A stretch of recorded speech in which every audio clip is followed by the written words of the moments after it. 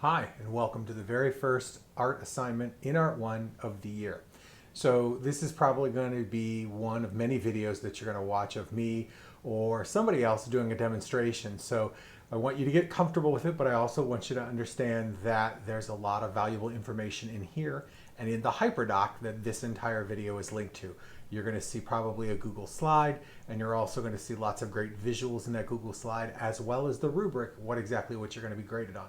We'll go over it briefly, but you'll want to look into this hyperdoc even deeper to find out more information. So our first assignment of the year is to actually decorate the outside of your sketch journal.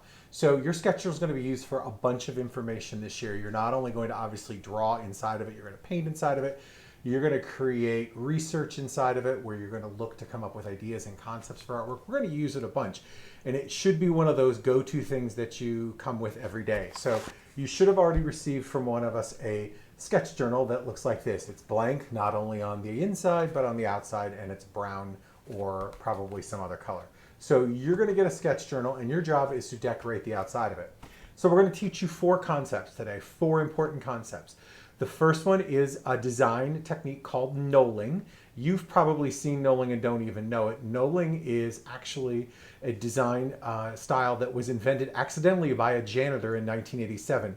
He had to hang back up or reorganize the tool shop of a furniture warehouse, and he wanted some way to organize it neatly. So he took all the tools and he hung them on the wall, and he outlined them on the wall with a marker, and he organized them so that every single item was at a 90-degree angle to each other. Now, that doesn't seem that exciting, except that in the age of social media, a lot of social media influencers and brands that are on Instagram specifically, and even on Facebook, have used this technique of knolling, this 90-degree angle of items, and place them and organize them to sort of gain attention for their product. So you can see them on places like The Gap, REI. There are a lot of brands that actually use knolling as part of their branding and marketing. And as I said, you'll even see some social media influencers who will do the very same thing. There are some great videos that quickly explain this also in the hyperdoc that this video is a part of. So you'll want to look at those to get even more examples. The other 3 things you should be really conscious about showing is the idea of line style and line weight. Well, what's the difference? Line style means things like zigzag, wavy, scribbly, very solid. Those are different types of line styles, and each line style can contribute to how an artist creates a mood.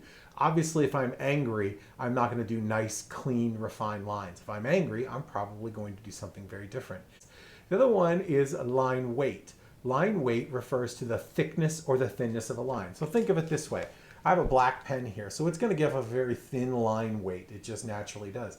However, I also have here a variety of Sharpies. I have everything up to this Mega Sharpie that has a very thick point to it, so it's going to give a very thick line weight. Obviously, I have some that are even thinner. So as you come up with your final black and white design, you want to make sure that you have a variety of line weights and line styles. The easiest way to guarantee a line weight is to make sure that you're using different thicknesses of Sharpie or a black pen. So this assignment only requires black Sharpies or a black pen. No other color is all that you're going to need, but you need these for the outside cover of your design. You'll also need a pencil, and you're probably going to want an eraser.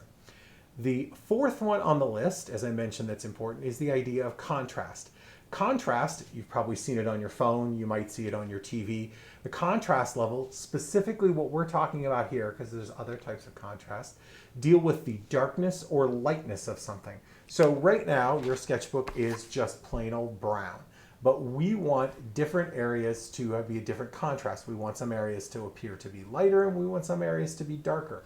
So you're going to be working with coloring some of the areas of that in solid. You'll see more in a minute when you see some examples, but I think you'll get the idea. So that's essentially what you want to do. You want to show us how to do a knolling, what is line style and line weight, and we want you to show us your understanding of a contrast. So let's look at an example to give you a better idea. So here we are, ready to work on the knolling design of the back and the front of your new sketch journal. So one of the first things you're going to do is some research. So I've done actually my research ahead of time in another sketchbook because this is brand new to me, but you of course can do it right on the inside blank part of your sketch journal. Your job is to choose a topic that you're interested in because remember, believe it or not, here we're going to actually judge this book by its cover. Your job is to do both the back and the front cover of this book in a black and white only design that tells us a little bit about who you are, your loves or likes, dislikes, what's your favorite video game, what are your favorite TV shows to binge, what is your favorite hobby, what are the things that you're passionate about. And your job is to come up with a collective theme of ideas and knoll them all over the cover in a 90-degree angle. So for me, one of the things I've done all summer is I've done a lot of walks, a lot of runs, and a lot of bike rides with lots of free time having the summer off. So I would do little quick sketches on my way home, on my way back, of places I've been. Just little tiny quick sketches of trees and clouds around my neighborhood and giving me inspiration. So I'm going to put that aside. I'm going to take my blank sketchbook, and in this case, I'm going to open it up so that I can deal with 2 pages of my sketchbook, and I'm going to figure out what I want to do. So I've done my research and I'm going to start laying out lightly in pencil some of my design ideas. So I've already started ahead on one where I've already done my pencil layout, and I'm going to share it with you a little bit. So you'll notice that everything I've done is at a 90-degree angle to the next item. So if I had a little blank open space, I try to come up with something creative that would fill that space so that there would be no awkward or large gaps of space between each item. Each item is essentially a 90-degree angle to the next item, and you'll notice that I've used different line styles and different line weights. So you'll probably see lightly in pencil that I've already started drawing, and now I'm going to go back in and I'm going to go finish the items. But I'm going to also go back in every so often and mix up the type of line weight that I'm doing. So I'm not going to just use my black pen. I'm going to go back in with other forms of Sharpie and make different thicknesses. So I'm going to do a little bit of this. I'm going to videotape it. I'm going to speed some of it up so you can appreciate how far I can get in a short period of time and give you a better idea of what knolling is.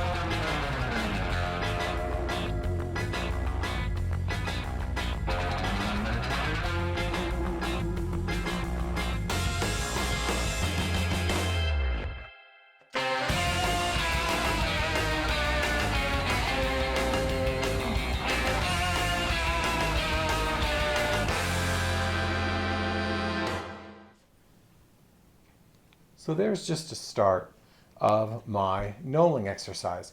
You're going to notice a few things that I've already mentioned to you. Different line weights. I have areas that are incredibly thick and heavy and bulky, and I have areas that are very thin and refined. And of course, you probably saw me throughout the video grabbing different markers to help do that. You could do it with one pen or one marker, but the trick is you want to make sure it looks like you used a variety of marker thicknesses. And then of course I've got different line styles. I've got some places where I've done some hatching so that it looks like shading, and it's got little crisscross lines. You'll have places where I've got it more organically shaped, like the outlines of trees. You'll also notice that in my design, I was considering contrast. So I was looking at areas that I could color in darkly to give bold changes in the shapes. So they're not always just outlined. Some things are colored in darkly. The last thing, which really didn't talk too much about, that it's important to note, is that to get all of my things in my design, I had to turn things upside down, right side up, so that they would all fit. So of course you might have seen in my video where I was turning things right side up, upside down, like this lamppost is obviously upside down. That way it would knoll better or interlock better to create almost like a puzzle piece of ideas. You'll even notice I had some awkward spaces, so I was filling them in maybe with little birds, because of course everything I'm doing relates to being outdoors and going on walks and going on runs. And that was important for me to make sure I had no awkward or open gaps. So that's why I'm adding to it. So obviously I'm not done. I'm continuing to add to it, and I've got a lot more to go, but you get the general idea. So let's talk a little bit about what you can expect with grading. One of the things we'll do in class, and as we'll start this year, is that we'll always look at the rubric or the grade scale at the head of the assignment, so you know completely what to expect on any assignment. This particular assignment, when we're asking you to design the front cover of your sketch journal, we're going to ask you to really deal with 5 things. Number 1, that you understand what knolling is and you create it so that all of your images, whatever you choose to do, whether it's based on video games or your favorite hobby or on a favorite food that you have, whatever it is, that your theme, everything looks like it's hanging on a wall at a 90-degree angle. So everything almost interlocks each other based on some of the examples you'll see in the hyperdoc that's attached. Number 2, we want to make sure that you have 5 different styles of lines and 5 different line weights. So you'll want to go around and check throughout your entire design before you turn it into us, is that it has 5, count them 5, different line styles and 5 different line weights, so that not everything is the same and dull and boring. 3, you want to make sure that there is only black ink when we're all done visible, and that you made sure that you've shown some idea of contrast, meaning that some areas are colored in solidly in black, some others are left just outlined so that some of the brown or the colored sketchbook underneath still shows through. But you want to take a lot of consideration to make sure that you color nearly 50% of it in black solid so that you have that offset from some of the brown, because that's what contrast means. You want to make sure that you demonstrate a clear understanding of craftsmanship neatness. We are going to talk a lot about that this year, meaning that you need to make sure that you spend a lot of time erasing stray pencil marks, making sure that there aren't any awkward shapes or spaces that you are meant to leave open. They should be free of those spaces. And the sketch journal should have a photograph taken so that it looks like it doesn't have any torn or cut edges. Basically, we want you to show that you have a high attention to detail, that there are no stray marks, errors, and it looks in that top 20% of care. You look like you've taken that little extra care that's needed. And you'll be amazed how many students score well in that area, and it has nothing to do with your art skill. How well can you be neat, organized, and precise in your work and show that extra care that some people might not? And last but not least, once you upload a photo of this, because you're going to be expected to take your cell phone, take a cell phone photo of this, or using your Chromebook, whatever is easiest for you, you're going to take a close-up photo of it, and you're going to upload it to Schoology. Once you upload it to Schoology, you're going to be expected to answer 3 questions.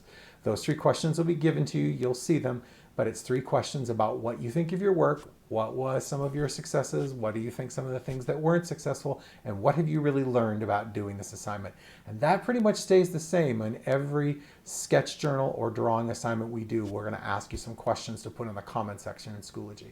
So make sure you do that. So again, here are the 5 things you're going to be graded on. Did you follow all the directions that were given to you? Do you have different line styles and line weights? Did you use contrast to create that sense of value so that it feels a little bit different than just all brown or all outlined? 4, is there an extreme sense of craftsmanship and neatness? And 5, do you have that little written explanation that's going to be included once you upload this into Schoology? I hope this fully explains it. And of course, you should always check the rest of this hyperdoc and the rest of this information. I can't wait to see your results.